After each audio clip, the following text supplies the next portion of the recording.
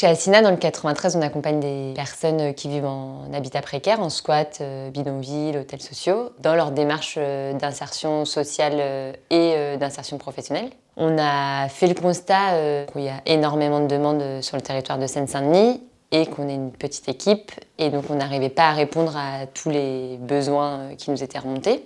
C'est pour ça qu'on a voulu créer cette permanence d'accueil solidaire, qui est une permanence où on peut accueillir les gens sans rendez-vous, des personnes qui sont orientées par des partenaires, mais aussi des personnes qui sont orientées par d'autres familles qu'on accompagne déjà.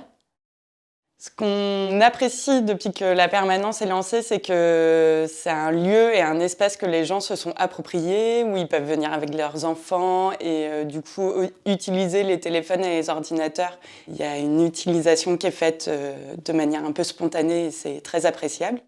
On propose, dans le premier temps de la permanence, c'est le mardi matin, des cours de français, qui sont des cours de français très pratico-pratiques. On appelle ça des ateliers sociolinguistiques, pour que les gens arrivent à mieux se débrouiller dans la vie quotidienne. Par exemple, on peut appeler le 115 pendant les cours de français, on apprend aux gens à dire leur date de naissance, leur nom de famille et leur prénom. Ils peuvent le mettre en pratique tout de suite quand le 115 répond, afin de pouvoir s'enregistrer dans leur demande de mise à l'abri. Et la deuxième partie de la permanence, c'est plus sur des démarches ponctuelles que les gens nous demandent et on les accompagne, on les aide dans la réalisation de ces démarches. La plus grosse démarche qu'on fait ici avec les gens, c'est des gens qui arrivent et qui n'ont pas de domiciliation, ce qui est la première étape dans le parcours d'insertion des personnes, d'avoir une adresse pour recevoir du courrier. Donc on fait des orientations selon leur lieu de vie sur les CCAS qui sont sur la commune de leur lieu de résidence. C'est un service de la mairie et au sein des CCAS, il y a un service domiciliation. On remplit une fiche d'orientation avec eux et ensuite on leur donne l'adresse, les horaires du CCAS pour qu'ils puissent déposer leur demande de domiciliation sur place. Moi, je m'appelle Mehmet Relou. Je cherche du travail ici en France. Ma femme, Diana, 28 ans. Mon fils, 11 ans. L'autre fils, 5 ans. Et moi, j'ai toute la famille. Venez ici pour assistance sociale qui me donne un aiuto pour avoir quelque chose de dormir. Pour pouvoir donner mon fils à l'école.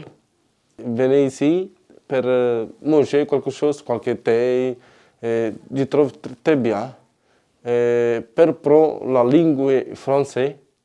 Și e foarte important asta când am venit prima oară aici, nu știam chiar nimic. Absolut, zero. Deci, mă duc în Franța, dar în Franța eu nu știu nimic. Am venit. Nu știam să cer un pahar de apă. Absolut, un pahar de apă nu știam să cer. Da, uite, acum cât de cât am prins ceva și încerc să prind în francez. Pentru că e important. Și am și eu de muncă, mă duc și eu, sunt tânăr. Asta e foarte important. Și să poți să ai o asistență socială aici în Franța, care poți să ai încredere în ea, e foarte bine.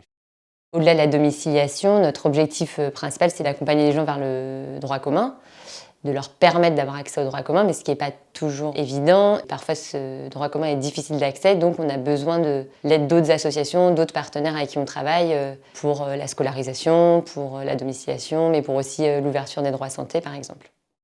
Depuis l'ouverture de la permanence en mars 2021, on se rend compte que les gens qui viennent ont des problématiques communes et on aimerait à l'avenir les faire se rencontrer autour de ces problématiques d'accès à la domiciliation, à la scolarisation, afin d'échanger ensemble sur ce qui fonctionne et fonctionne pas, sur les bonnes pratiques, pour pouvoir ensemble trouver des solutions à ces problématiques.